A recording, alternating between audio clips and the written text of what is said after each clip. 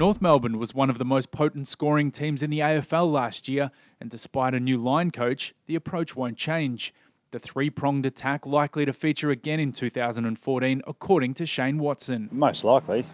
Just depends on personnel, who's playing well and who deserves a spot. But we've done a bit of training with just two key forwards there and sort of four smalls, and we've had three there, so I've just mixed it up and had a look at different things, just gives a few options when we go forward. Majak Daw and Robbie Tarrant have shaken off their injury concerns and are gearing up for round one. The pair looking to play more consistent footy and team up with Drew Petrie and Aaron Black. They've joined training probably in the last 2 or 3 weeks. They've obviously done a heap of conditioning work, but sort of nothing.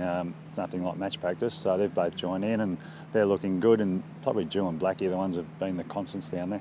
Working together, the key for the Roos, with Brad Scott not interested in individual goal-kicking totals. The club willing to mix it up and go with the combination that proves most effective. You got Black, Tarrant and Petrie who did most of it last year.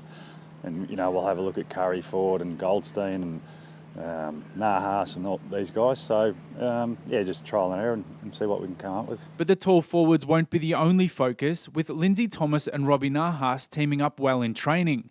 Watson says North will have a close look at the pair in action during the NAB Challenge series. Some of the forward pressure that they're bringing to hold it in the foreline's been really good, and they just seem to know where each other's going and their strengths and weaknesses, so they've been really impressive together. With youngsters Mason Wood and Taylor Garner also pushing for opportunities, there's bound to be plenty of selection headaches in the near future.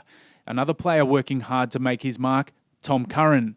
Plagued by a foot injury, the 20-year-old is still in rehab, but he's keeping his chin up. Mentally, he's hanging in there. It's been a big 2 or 3 years for Tommy. I think, speaking to him the other day, out of the past 2 years, he's been in a moon boot for 18 months of those 2 years. So, he's had his ups and downs, but he's working through it.